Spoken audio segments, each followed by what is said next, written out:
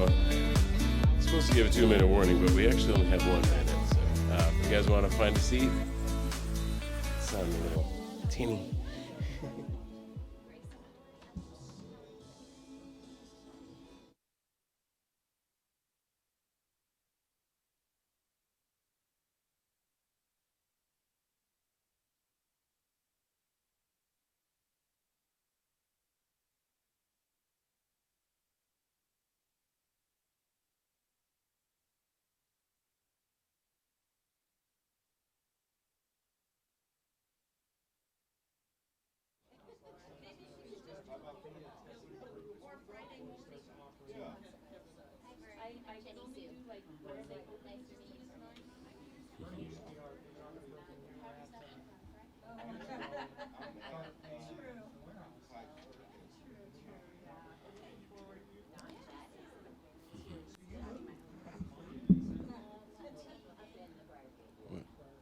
Good morning, everyone. Welcome to 1 Million Cups today. Hope everyone had a good 4th of July. My name is Paul DiDiego. I'm one of your organizers. I own Pizza Paul's Perfect Pies. I'm working on setting up a food truck. And I've really enjoy coming out to 1 Million Cups and getting to meet.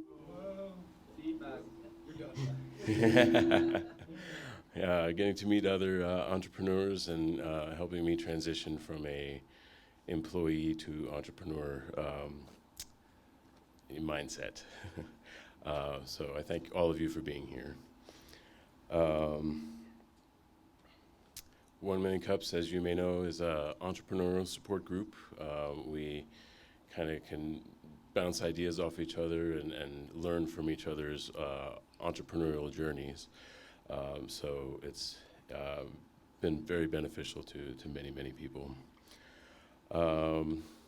Today, our coffee roaster is not here. Kirsty Logan from Sleepy Turtle Coffee Company. And our coffee sponsor is the Colorado Enterprise Fund. Would you like to come and say?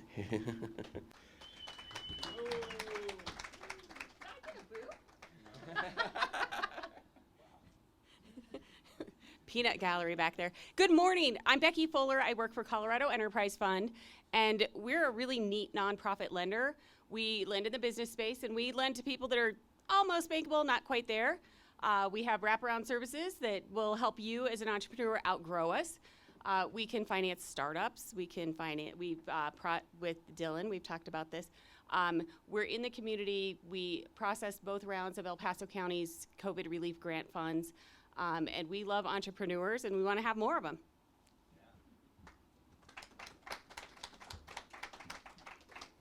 Thank you, Becky.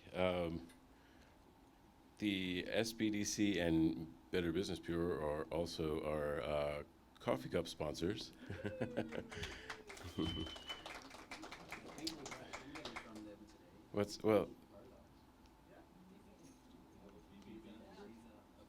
Would you like to come and?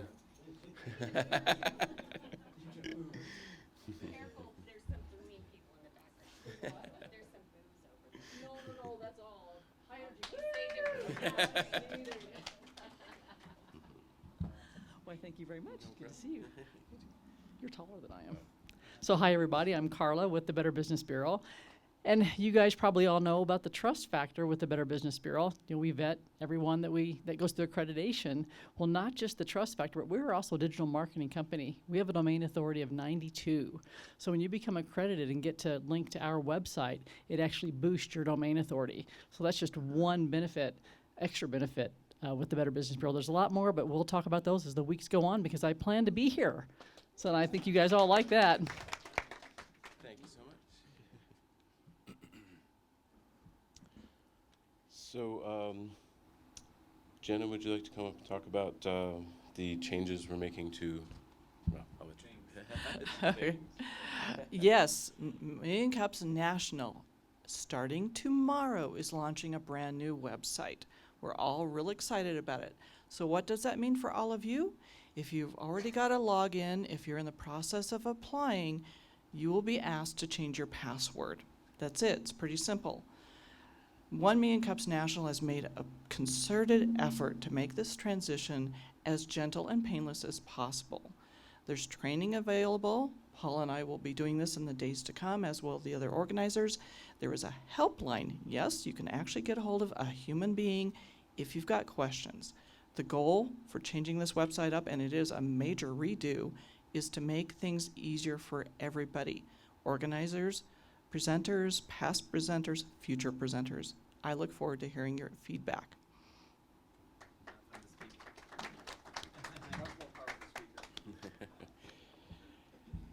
Thank you, Jenna. I think we have a class on that on Friday I need to get signed up for, so I can help share the information around.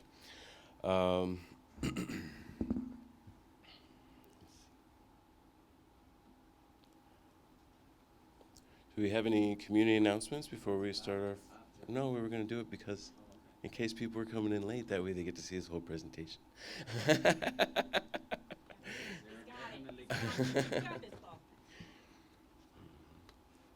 Well, okay. I have some Props are always good. from Samantha. So, Memoirs, for the first time ever, is going to be before Nerd Night, which is on the 18th. And that's just special for this month because it's my wife's birthday, so we had to move things. Yeah. Nerd Night is on the 20th, so they're on the same week. So 2 weeks from now is going to be very interesting for me. But I'm bringing Frank up here with me to talk about the Best of the West Wing Fest. Frank, show them what we have here. So this is for the chicken wing eating, whoever wins. So for whoever wins the chicken wing eating competition, this is what they get to take home with them. So. If you're smaller waisted than I, it might. No, all right. You got this. You got this. You see that? So if you can eat a lot of chicken wings, make sure you sign up for the Wing Fest chicken wing eating competition, which you'll sign up there on that day. But this is what they will be taking home.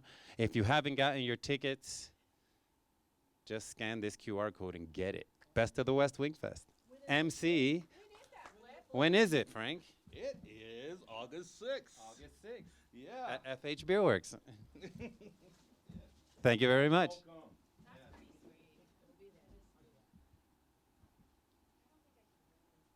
Good morning, buenos dias. The last couple weeks you have heard me announce an event that's all in Spanish, todo en español, for the Hispanic Chamber of Commerce, and that is not this Thursday tomorrow, but the Thursday after, July 14th at 6 p.m. at Silver Key.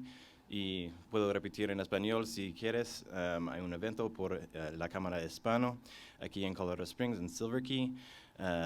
Voy a presentar sobre el retiramiento para negocios. Hope everyone can come out. I have flyers here where you can register and sign. It is free, but they want to make sure that you have enough food, so please come see me after you've had some questions. What time is that? It's at 6 o'clock, Okay. between 6 and 8 at Silver Key Okay. next week. Thank you. And I asked that because on July 14th is the Prism Award dinner. It's really more hors d'oeuvres at Element Hotel and the Illuminate, so the rooftop. So it's the Prism Award, which is through the National Institute for Social Impact, if you guys are interested in that. And then on July 22nd is our Buzz with the Bees event. And I'm thinking, I've got to borrow that belt. That's pretty, that's pretty cool. So July 22nd, that's an evening one. Usually our Buzz with the Bees events are in the morning. This will be in the evening at the Switchback Stadium. So it'll be like an hour and a half of networking, and then everyone goes to a game. And then let's see, the Prism dinner or event is $30. The Buzz with the Bees is $13.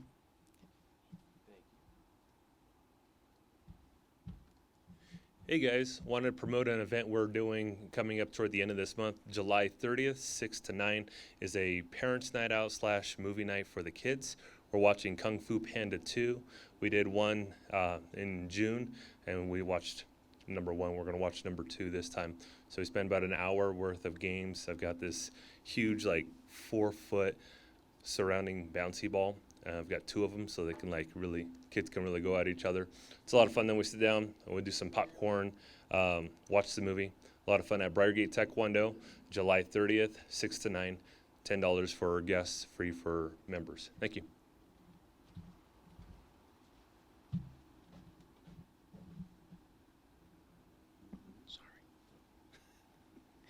A week from Friday, July 15th, at Fritzy's Speakeasy. Anybody knows Fritzy's? It's on Wasatch. It's below Triple Nickel, 555. Anyway, there will be a Pikes Peak Pride fundraiser show, and it starts at 9 o'clock. Tickets are $15, and I know somebody's going to be there.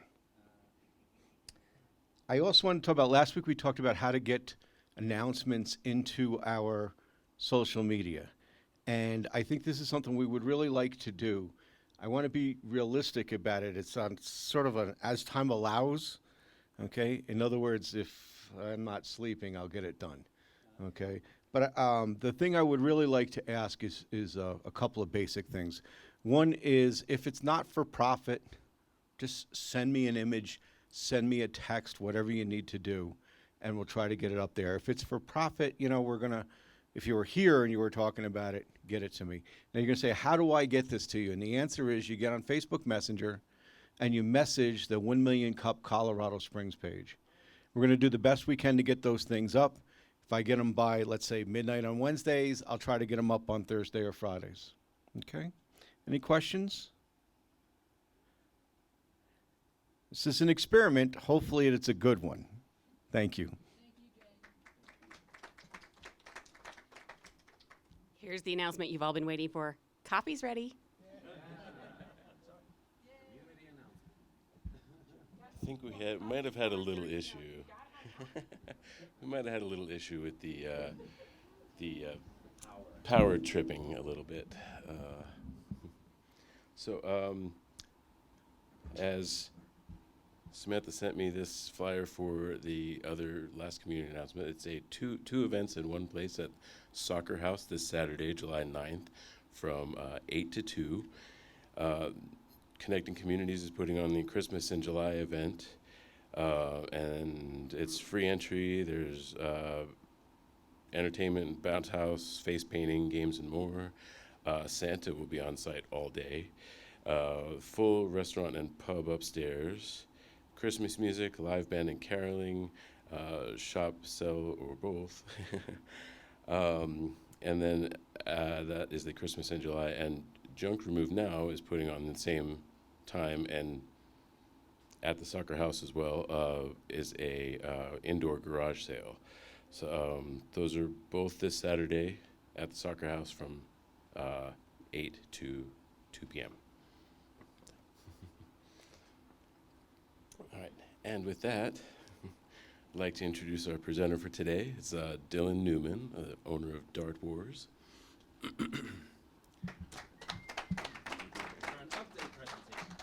That's right, doing the update presentation. I hate using the mic because I feel like I'm screaming into the mic, so I'll keep it over here. Can everybody hear me? People online can't hear you. Oh, well then I forget it. You can carry it around. All right, I'm going to carry this around and try not to scream into it. Okay. All right, like they just said, my name is Dylan Newman. I'm the owner of Dart Wars, indoor Nerf battle arena. This is my update presentation from just about 3 years ago. So just about 3 years ago, I opened up Dart Wars. So within about 4 months of opening up Dart Wars, I presented. Had no clue what I was still doing at the time, but that was all right. I gave a presentation, and here we are 3 years later, and I haven't tanked the business yet, so that's good. Yeah. But a lot has obviously happened over the past 3 years. Quick background on me, because I understand I got a little bit over 6 minutes, right, since we have no other presentation. So I got you this whole hour. No, just kidding. All right, so I retired from the military. I was still trying to figure out what I wanted to do when I grew up. I worked for Spartan Race. I was a race director. That was awesome. But my wife was like, hey, knucklehead, you didn't get out of the military to be gone pretty much 200 days a year. And I'm like, yeah, you're right. So then I got a desk job, and I really loved that one. That was great. And to add the whipped cream on top, it was up in Denver, so I got to drive up to Denver every single day, really loving my job. Now, all kidding aside, it was a great job. I just hated sitting in a desk. And opportunity for me to open up Dart Wars happened. I jumped on it, and everything took off really well. And my wife was like, what the hell are you doing? You have no idea what you're doing in business. I'm like, that's okay. We'll figure it out. So, and the even better part is the day I got the keys to the building to open up, I hired a bunch of people real quick. I said, hey, you guys are doing great, or you guys know what you're doing, because Dart Wars existed. It went out of business. I rebranded, opened it up as Dart Wars with an S instead of a Z. So that's a quick version of how that happened. I rehired a bunch of people as a customer that I thought, hey, these are great guys and gals. And then when I rehired them, I handed them the keys and I said, hey, I'm going to be gone for 10 days. Do what you know what to do. And they're all like, what the hell's going on? This guy's crazy.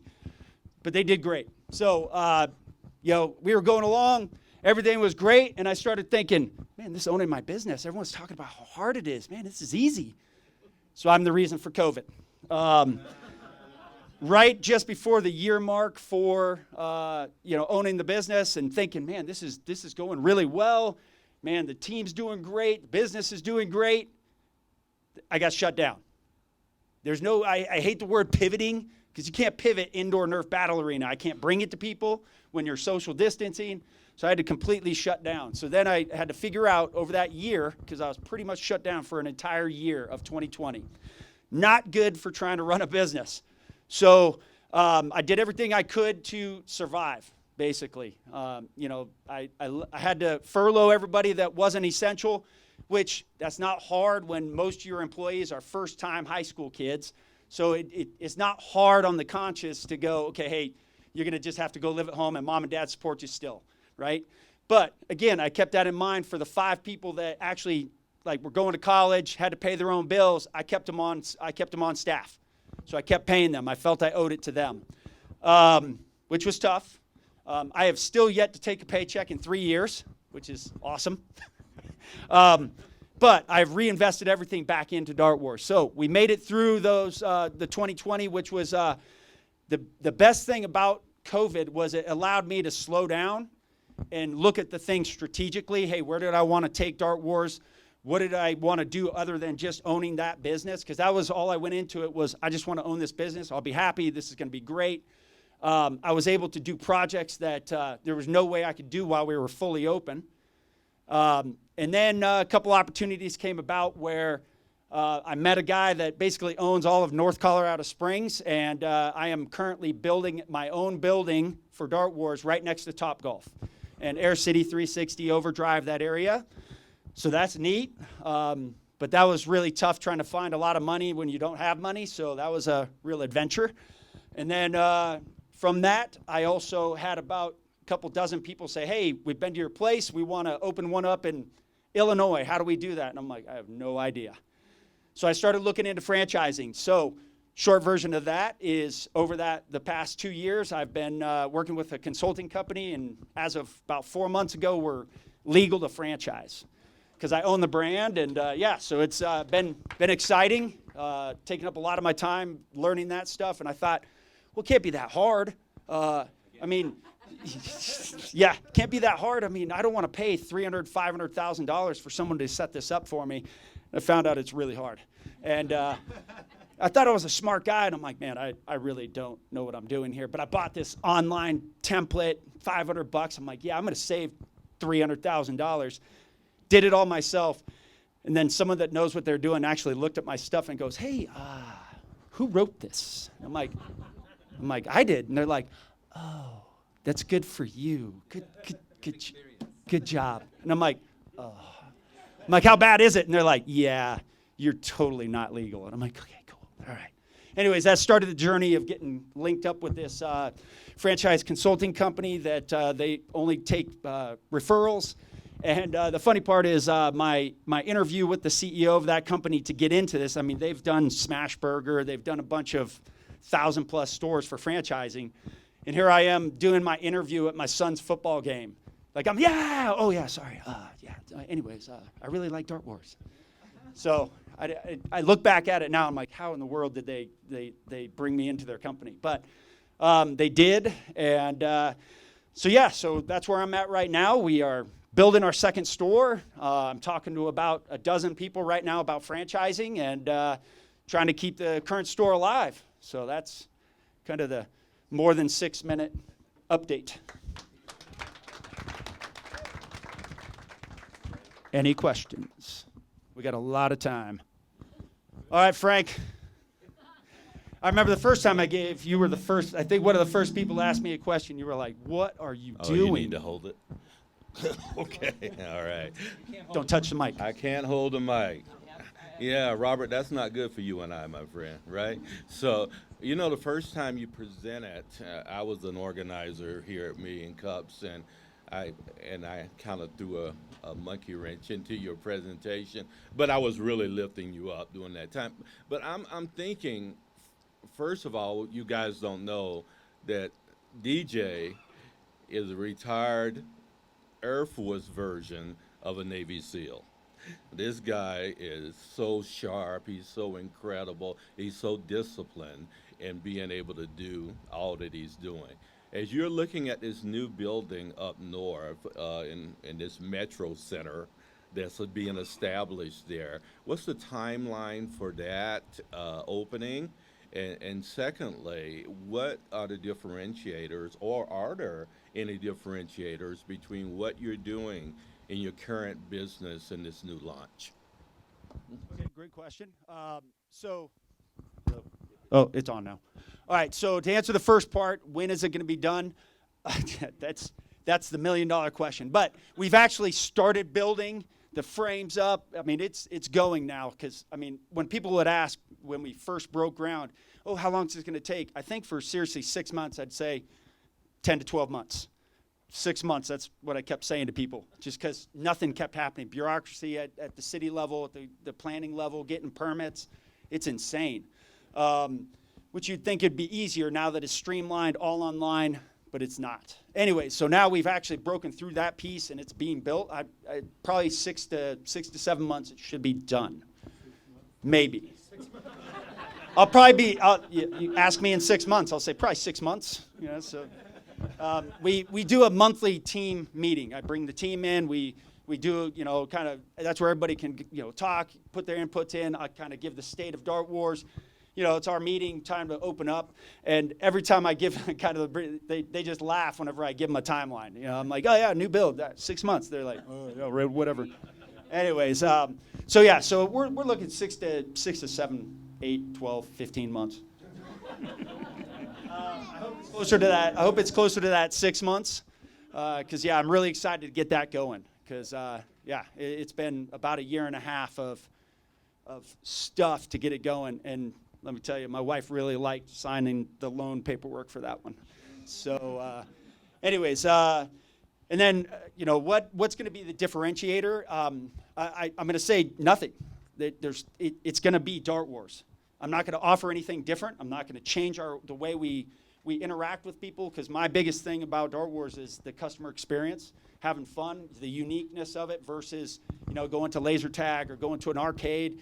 It's bringing the family together to go have fun and play, get away from the screen time kind of thing. Because people ask me all the time, why don't you put an arcade in there? Because I don't want an arcade in there. I want them to come and play. And that's what we get a lot of people that leave Dart Wars saying, man, this is great. We had a great time. It was a lot, good workout for me, that kind of thing. So differentiator, nothing. It's just going to be a building that I own versus paying rent. That's the differentiator right there. It is. Yeah.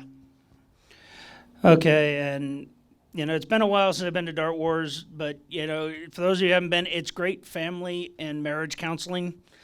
If you're upset with your spouse, upset with your kids, take them to Dart Wars. You get to shoot them, and it's legal.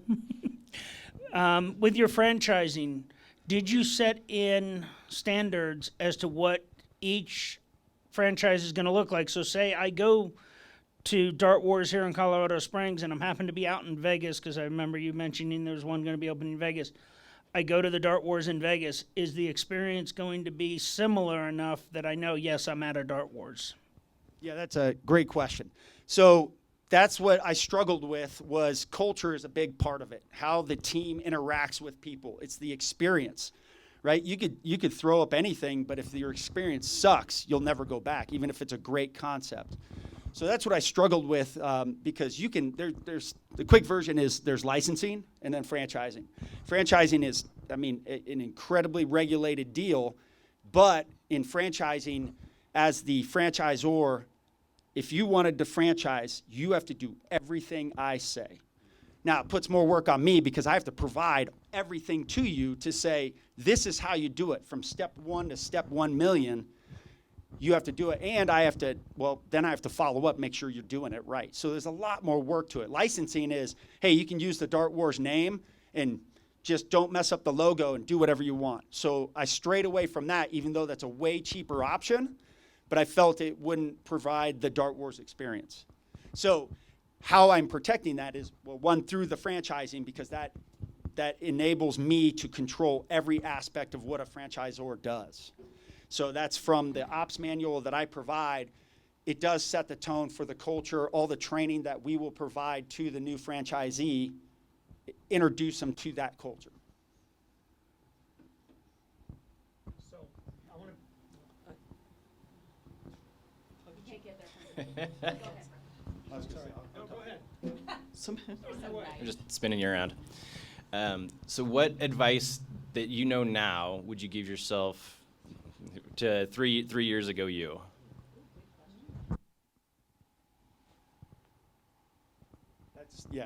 That's a great question. I think a lot of it would be just at the tactical working at day-to-day level, the stuff that I look back now going, man, I eventually made those changes, or how we interact or setting the culture a certain way. A lot of it in the beginning, I was just sitting back, absorbing everything. Because again, I didn't know. I know how to lead teams. I know how to take care of people. But the business side, that's the side that I'd just jump into something, do it, and then be like, wow, that was not the right way to do it, right? And it cost me money. And that's the thing about when you're starting a business, can your revenue outpace your bills? And, when you make mistakes and it's a $10,000 mistake, that's hard to outpace your bills, right? So I would go back and tell myself, hey, some of those in the weeds kind of thing, I would have tried to don't doubt yourself, do them in the beginning. So really I think it amounts to trust your gut, because there was a lot of things that, now to be fair, it wasn't because I was like this genius and, did all this excellent stuff. I had a lot of buddies that have been through opening their own businesses that I was leveraging a lot. So I didn't make any of those huge mistakes because they were like, hey, dummy, don't do that. And I'm like, yeah, I wasn't going to do that. Moving stuff aside. So luckily, I was in a position where I had some great mentors, friends that were like, hey, it's different businesses, but business is business. Do this, this, and this. And I'm like, yeah, I was totally going to do that. So I was lucky in that sense that now looking back, I would have made those big mistakes and may not have made it, right? So that's why I say at the lower level, trust your gut, push with it. And if it doesn't work, don't have the ego to say, no, we're going to keep trying to make this work. That's a great thing that I've been able to do is just, we've tried something for one day and it was awful. And I'm like, yep, we're done. So my team is used to me always going, yeah, we're going to do this. Next day, yeah, we're definitely not doing that anymore. So they're a good part of it because I elicit feedback from them all the time. They're the ones in the store every day, taking care of customers. If they say something, even if I disagree with it, I'll look at it from a business perspective. And if it's more of just a philosophy difference, I'll go with what they say and swallow that. And then if it's not working, then we'll change it. But most of the time, it works. So trust your team. So you've talked, ready? Okay. So you've talked a lot about culture. Culture is, I think, imperative for any business, from a customer experience to a team experience. Tell me about how you've created your culture and what does it feel like? Like, how would I feel your culture? So my background coming from leading teams, small teams, high dynamic teams is that, that team is the aspect of it, right? You never want to be put on a team and then I say, all right, Flip, I'm going to tell you exactly everything to do. what the hell did you hire me for, man? Why are you telling me everything to do? Now, we have right and left limits because there's things that high school kids just don't understand. I didn't. I was a knucklehead, right? So I have to set those right and left limits. But for culture-wise, I try to, let me back up too. I'd say 90% of my team, first-time jobs. They've never had a job before. They're high school kids. So you got to take that into account. But it's very empowering when you tell somebody, hey, I trust you. You make decisions. If it's not the right decision, man, we'll recover, and I won't get mad at you. You know, you tell somebody that, they're like, wait a minute, I don't know if I believe you. But then when they do something, you got to hold true to it as the person in charge, that I'm not going to flip out at you if you take your water bottle and dump it all over the $10,000 freaking sound system when I've told you don't bring your water up there. All right, you made a mistake. I'm not going to flip out at you. But, I mean, that's more mistake. But if you're out there, I tell them, hey, if you make a decision that's what you think is in the best interest of the customer, even if I hate that decision, you'll never get in trouble. Now, we may look at that scenario and go, okay, hey, you did the best you could in that scenario, but hey, let's handle it this way. So there's a lot of coaching, mentoring going on. But for me, culture, I mean, if you say you're a part of a team and then you're not treated as someone to make a decision and make things happen, I mean, you're not really a part of a team. You're being told what to do. So that's the culture I try to set is, hey, here's our standard. You got to meet that standard or exceed it. And how you do that, I'm not going to tell you how to do that. Here's what I want done. Now you go make it happen. And man, these kids crush it. I mean, yeah, I have to rein them in sometimes. I mean, they're high school kids, right? And then the great thing about Dart Wars, I got a unique niche set of kid that works there. Like, they are very much into nerfing. They're into LARPing. They're into Dungeons and Dragons, computer games. I mean, this is their passion. So, like, they take it personally. So I'm not just having somebody sling fries. No offense to anybody that slings fries, but, like, it's hard to have a passion about what you're doing if you're just in an assembly line being told exactly what to do. That's a tough one. I think that's a harder leadership challenge, right? Getting somebody to do something that's very monotonous and, no real ability to make things happen. Okay, so you're talking to somebody who has never experienced Dart Wars, and it sounds very painful when you think of a dart. So explain exactly, because I've been to laser tag, and it's kind of two-part. What is the youngest that can come in there and play?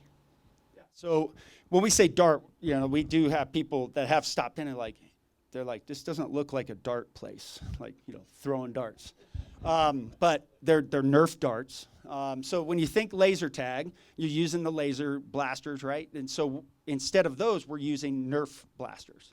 So it either shoots the Nerf dart or the Nerf ball, and the age is 5 and up.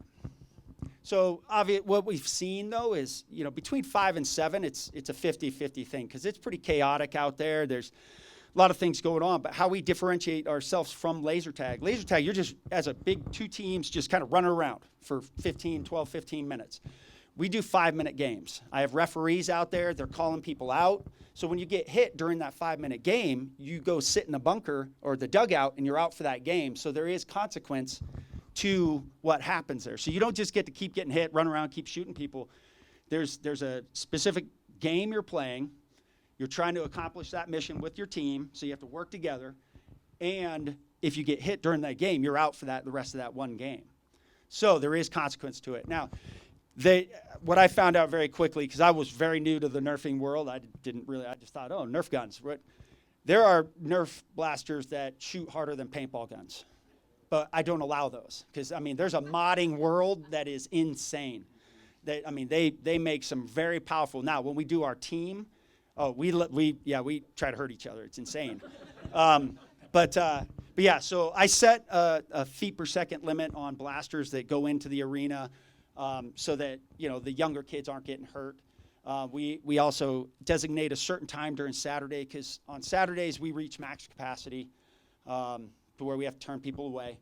And during that time, I've made it to where we have a young kid kind of arena, where it's just like very basic dart blasters. They barely shoot out of the blaster, but it's really intended for younger kids who it's too intense on the other arena. And you did mention that you had laid off during COVID. You had to let a lot of people go. What's your capacity right now of employees? Did you call them back, or? Oh, yeah. Yeah. And so how many do you employ? So right now I have 25 employees. And then when I open the new store, I'll probably have to have 35 to 40. So that's really neat, being able to, have 40, 50 employees to be able to, pay them, take care of them, all that kind of stuff. So when the new store opens, probably about 40 I'll hire. This store right now I have about 25.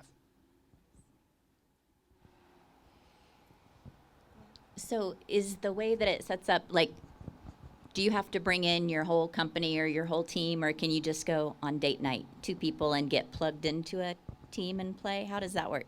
Yep, so we have the varying ways we do this. So we have walk-in play.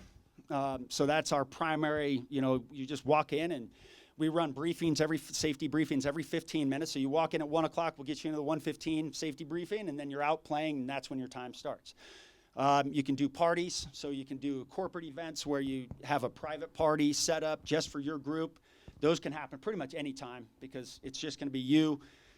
We've had anywhere between, 6 to 12, kind of corporate kind of thing to, the largest group I had was a church group from Dallas, and they wanted to play on one arena, and it was 140 kids. You want to talk about insane. Like, it was just, it was like Gettysburg.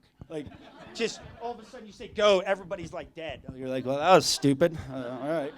But they wanted to be on one arena because because I was like, hey, we'll put you on 2 arenas, space it out a little bit. They're like, no way. And we're like, all right, if you're happy, I'm happy. So yeah, we can get up to 140 people on an arena. I have 2 arenas, so typically reaching really true max capacity without worrying about the fire marshal walking in is about 80 on one arena and about 50 on the other.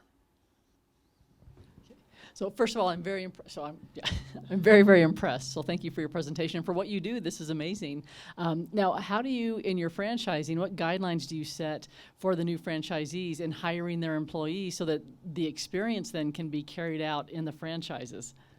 I cannot advise at all on hiring. No HR advice.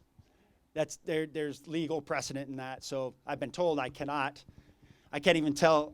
Now, as an owner of the Dart Wars, they can ask me, how do you hire? So as I continue to grow franchises, they can go direct to the franchisees, ask how much money are you making, how much this, what is this, how do you hire, how do you fire? They can ask those guys anything. But as a franchisor, I can give the generic guidelines of that, hiring for dummies. Like, hey, take an ad out. And one of it, the kind of the first draft was like, take an ad out in the paper. I'm like, are you serious? Like, who does that? I'm like, what are we doing here? But anyways, so I can just give the basics. Now, during training, when they come for their owner training, I can talk about how I personally hire and all that, but I cannot advise as a franchisor how to hire and fire. Because, through mega franchisees and all that, everything becomes a legal issue. And so they have it for a reason. Like, don't stick your hand in the moving lawnmower blade. You're like, seriously, you have to put a sticker on there for that? But there's a reason, right? There's always a legal reason. So I cannot advise on that at all. So you can't even advise on the experience then? Now, again, there's always a gray area, right? So when they come in for training, and they talk to my manager, who is not a part of the franchising, he can answer any questions he wants. But as dual-hatted the franchisor and the owner, I can't. But again, I'd just go, hey, you should talk to Silas. This guy's a great manager. He can help you with whatever. So that's the way around it, because he's talking to the manager of that store, or she. Yeah.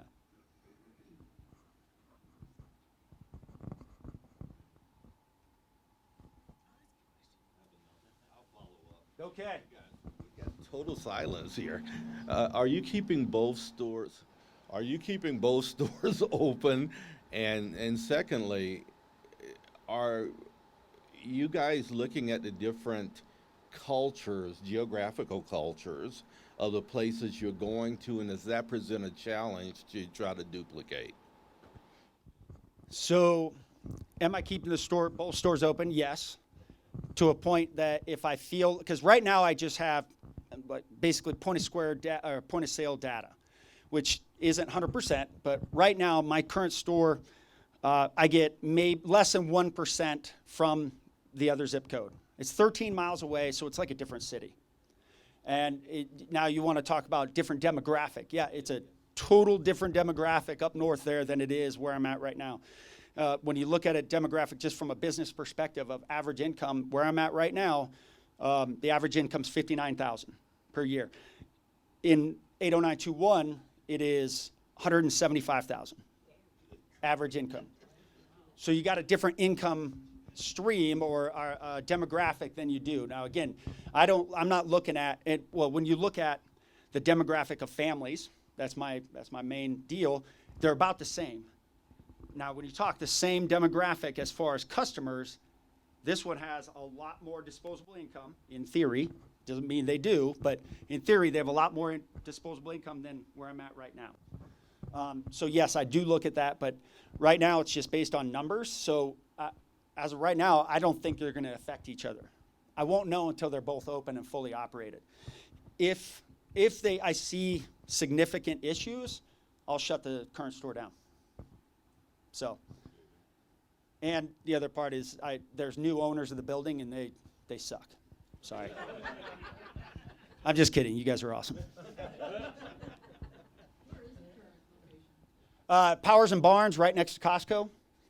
So if you go to Costco off of Powers and Barnes, I mean, if you're trying to go in their parking lot, you'll see Dart Wars on the left. Okay, so, I'm always interested in, you're a relatively young business and you're building a building that you're going to own. What did the financing look like that? Could you tell us that journey and how many people turned you down? And okay. All right, so the kind of backstory leading up to that is I talked to a friend of mine who is big wig down in Texas. He's like, man, you got to own your own place. Because I was talking to him about, hey, right now during the height of COVID, at the time my current landlord was being very gracious and lenient on, deferring rent payments, that kind of thing. Because I went to him with basically 3 choices. I said, hey, we keep what we're doing, I'll be out of business in a week. If we do this plan, you got me for at least 6 months. If we do this plan, we'll be able to make it through COVID. Well, then he took plan C, which was great. But then after a while, he's like, hey, I don't know how viable Dart Wars is. So he started dropping the hints of like, I may need to kick you out to. He didn't never say that, but it was very innuendoed, all right? And so that's when I engaged my buddy saying, hey, look, like, I need to have a plan B. He goes, let me introduce you to a buddy of mine. So this guy, I'm sitting in the office with him, we're talking, and this other guy just walks in the office. So I'm like, okay, during a meeting, nobody just walks in somebody's meeting unless they like own the place, right? And he's like, hey, how you doing? Who are you? I'm like, oh, my name's Dylan. I own Dart Wars. He goes, oh, great. My grandkids love Dart Wars. We should get you up here. And then he walked out. And I'm like, yeah, great. Okay. Yeah, we should. And the guy's like, hey, you know who that was? That was Gary Erickson. He owns all this stuff. He's a great guy. And I'm like, hey, you heard that. That's a contract right there. Verbal contract. But I was like, there's no way I'll be able to afford. I mean, the price per square foot up there is insane. So, and that, I mean, let alone, just for rent, you're looking at $35+ per square foot. That's just for rent, let alone trying to buy land. So anyways, he said, hey, have a meeting with Gary. I'm like, okay, this guy's really going to make time for me. Great. Gave me a phone number. I expected to get, some, admin assistant, whatever. Gary picks up, and I'm like, I didn't think you were going to pick up the phone, Gary. Anyways, he's like, yeah, come down, come meet with me, we'll talk. Then he told me what he was going to sell me the land for. So I looked at a contractor because I had no idea. Well, what will it cost me to build a building? So they referred me to this, contracting company. And when I told them what he was going to sell me the land for, they're like, you're an idiot. We can't even buy land like out near Kansas for that price. And I'm like, so I was like, yep, I totally misheard what he said because they sent me away. I felt stupid. I'm like, why would I ever think? So I called Gary up. I'm like, and he picked up the phone. I'm like, hey, did you say this amount? And he's like, yeah. I'm like, can we get that in writing? He's like, yeah, let's do a contract.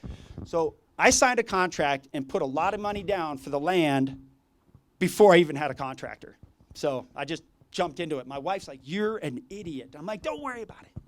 Worst case scenario, we live under a bridge." You know? But we got land. We'll put tents on it. Yeah. So I am, if you have a guest, I'm more of a just go do it, and then I'll figure it out along the way. It comes from the background of we'd go on missions and things would happen, and we're like, this is nothing that they told us it would be like. You know, this sucks, and there's 7 of us. All right, cool.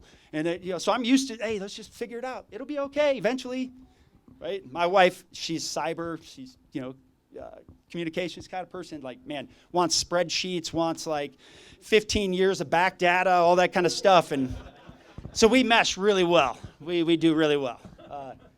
So anyways, this long answer to your question is, so that got to the point where I just started throwing money towards this before I even had anything secured. Then talking to the contractor, we got the prices, and then trying to figure out how to get money. That was the hardest part. I got introduced to a broker, and dude was amazing. So he found people that were willing to give me money. Then stuff started falling apart. Then Gary stepped in and said, "Hey, I'll back this much of it." And I'm like, "Whoa." And I'm like, "Well, what happens if it all fails?" And Gary's like, "Well, we'll just be partners." I'm like, "That's my worst case scenario? Be partners with this dude?" I'm like, that doesn't sound like a bad worst case scenario, right? So, yeah. So, I mean, it fell in line. So I went through the broker. They found a bank that right up Northgate, First National of Los Angeles. They primarily do funding for agriculture.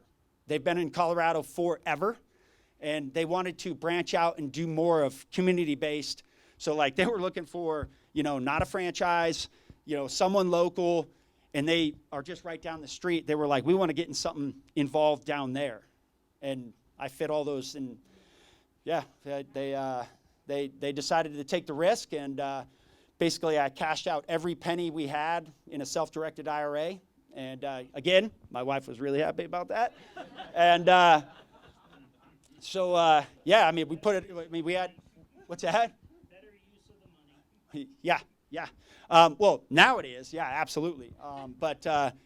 Again, so I took that risk, drained all our money, and put it towards that as the skin in the game, if you will. And then we got SBA approval for the other half, which doesn't kick in until the building's built, blah, blah, blah. But so got it all approved. Yeah. Mm-hmm.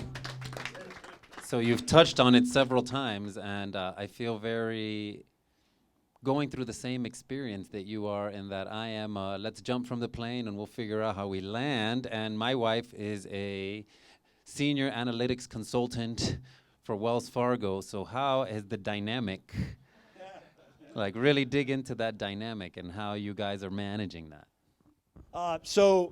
It's truly a partnership, right? I mean, in the sense of marriage, teamwork, blah, blah, blah. Throw any buzzword out there. But I think from the beginning of meeting her, she's an incredibly independent woman, very analytical. She was active duty herself. I think just from our journey, from everything I did, because, most of the time I was with a unit that I was on a pager. That pager goes off, you go get on a plane within 30 minutes. So she's used to that style of like, oh, hey, I got to go. Okay, see you when I see you. Where you going? I don't know. I just got a pager. Anybody doesn't know what a pager is. The pager would go off, and it would have the number on there that would be our, hey, you got to get back and go. And then I'd be gone from anywhere from 2-3 days to 6-8 months. It just depended on what it was. So that kind of volatility and dynamic was, I think from early on, kind of a crucible for our relationship. But, she had her own life, her own career. Not that we didn't love each other, but she wasn't dependent on me and what I do to help fulfill her. And she was like, okay, cool. Like, people would go, oh, wow, you do that? That's really cool. She's like, yeah, he's not that cool. And I'm like, wow, come on. She's like, yeah, he doesn't even take out the trash right. And I'm like, whoa. I think just over time, it's been like that. And, making those kind of decisions. And she comes she's from the Midwest, from St. Louis area, very fiscally conservative upbringing, and I'm like, California, let's just spend money. Yeah. Yeah. So it's a great balance, and she holds me to making more informed decisions sometimes. Sometimes I'm like, okay, how mad is she going to get? That's my decision factor. Like, is she going to divorce me or just really want to punch me in the face? I can take the punch in the face. Let's do that. So a lot of decisions. She's just like, why? And then she just walks away, and I'm like, ooh, she didn't punch me in the face. Right on. So, a win. Yeah. Oh, yeah. Yep. So yeah, I think it's just that bond we formed over these past 18 years, and I think I understand where she's coming from. She understands where I'm coming from. And I try to make more team-based decisions. Try. So, yeah. Thank you. Got about time for one more special question. Doing the special question now? Yeah. Frank? Yes. Okay. We'll let Frank talk, and then we'll do our super special question. Oh, I don't need to talk. I'm sorry. I thought you wanted me to ask a special question. It's one of those days, folks. Hey, man, I don't know if you remember, but we met a while ago, and I want to let you know I've been franchisor for 25 years, and I also bought my own buildings and everything you're going through. Your philosophy that you have with your employees, not that you need to treat your franchisees like kids, but that philosophy is what's going to work for you, where you give them that window to improve your system for you. It's going to be great. And I'll talk to you about the building thing later. Today's special question is a two-part question. The first part is, what motivates you to get up every morning? I think it's just to keep going, moving forward, and do right by my family. That's what gets me up in the morning. Take care of my kids. The great thing about owning your own business, with all the positives, negatives, all that, the positive is, I think the other. Now this is a generalization, but mostly preponderance of like dropping off and picking up kids from school is the moms that are there. There's a few dads. They must think I don't have a job, because I am like at all the all the stuff. I interact with my kids. I coach their teams. That's what gets me up in the morning. I get to do that kind of stuff. I get to drop my kids off and all this, and people are like, why don't you just do this? Man, I get to be with my kids up until the point where they're not going to want to be with me anymore. They're going to be like, screw you, dude. Like, I just want to be on my Xbox or whatever, right? My son's getting there. He touches his electronics, man, I'd like throw it out the window. But I get up for my family, man. That's what it is. Like, hey, what can I do today with them? Make my relationship better with them. And now the question they want me to ask you. What can we as Colorado Springs business community do to help you? So I think as a community is not necessarily just for me, but for everybody. Just keep supporting each other. That's a great thing about these networking groups, is building those relationships and leveraging people's experience and things they provide or services to help you out. I've leveraged that a lot, going to somebody I know to be able to help me out with whatever, buying a car, if you will. I think the biggest thing is just keep supporting each other, keep getting to know each other. And I think that, even during the worst of times, as a small business, we'll make it through.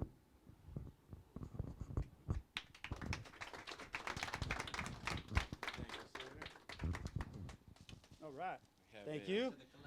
That's right. I got mine in the car, actually. I was drinking it on the way here. Yeah. Appreciate it. I keep leaving mine at home. Okay.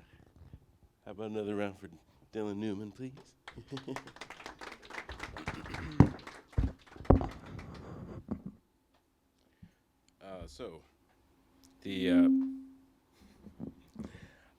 This is a little split up here, and we started talking about sponsors, but didn't talk about our media sponsors, Kevin Fedde of Fedde Studios. Would you like to come up and say? All right. Hello, everyone. My name is Kevin. As he said, my business is Fedde Studios. I do video stuff. I do photography. I do live stream stuff. And I do drone work, FAA certified. So I'm legally allowed to do that. So if you have any questions or need any help with anything, definitely let me know. Thanks.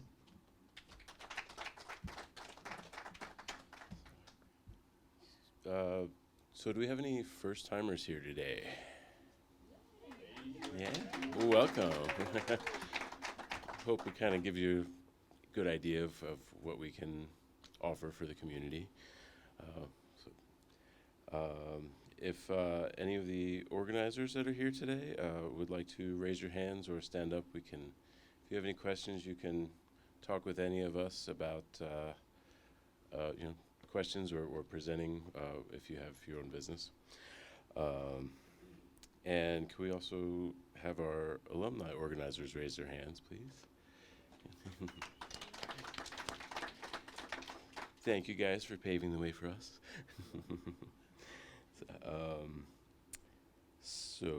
At this point, let's see. Who's also not here today, but we have Judy Paring owns the building here with the Next to Us, and she is very gracious to have us here every week. She's out of town this week, but we appreciate the space. And we thought, kind of, since we don't have a second presenter today, that we'd kind of go through and see if anyone has any questions for other entrepreneurs that are in the area of anything that you'd like to talk about that you're having problems with in your business, or just have questions about that other people might have experience on. So, anyone have anything? Did you share, since we do have some new people, how they could apply to present here? Yes, and there is a paper on each of the tables. So there's a little QR code here, and we can actually talk you through the process once you get into the system, and we'll have somebody reach out to you, as well as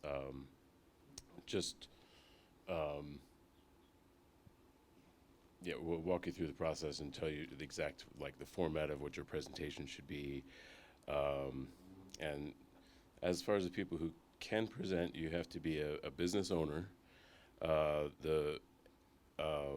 You have to be in your first 5 years of business, or after a major change of the organization. So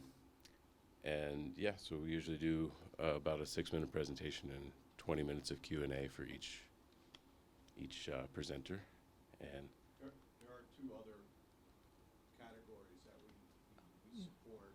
One is if you're making an update presentation like we did today, and the other is if you're a community group and you're trying to help the community. And I think we would love, speaking only for myself, to have a lot of both. We've seen a lot of new folks and a handful of community, but if you're a part of a community group, I'd love to see you come out here. There's so much overlap between fundraising and entrepreneurship that sometimes gets lost. So I don't want to lose that those folks make great presenters too. Thanks. Add, Paul, that starting tomorrow with the new website, your application process is going to change. So talk to one of us organizers, look at the help features on the website. As of tomorrow. The qualifications are the same. The process is going to change. And my understanding is it's a whole lot better. Yes. So need to get in on the training for that for this Friday. Yes, do you have a question, Sean? There was a guy approached me on LinkedIn. He's a publisher for a magazine called Briargates West, Neighbors and Friends, I believe. That's what I was curious about. If anybody has any experience there, and if it's helped them out. I do. All due respect, put your money elsewhere. Quick answer.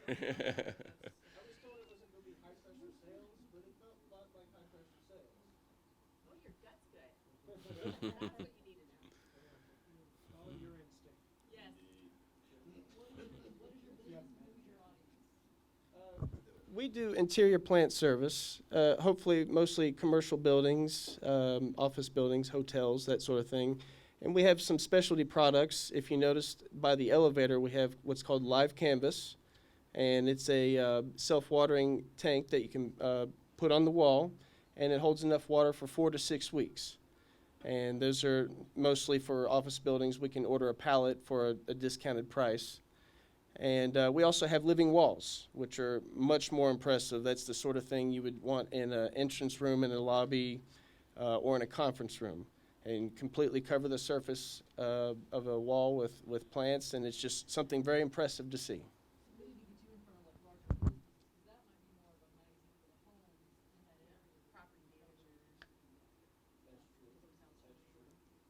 I just know that his pitch in that way was that his pitch in that way was that a lot of these people in the neighborhoods were managers, business owners, that sort of thing. So. Follow your gut. Follow your instinct. All right. Thank you.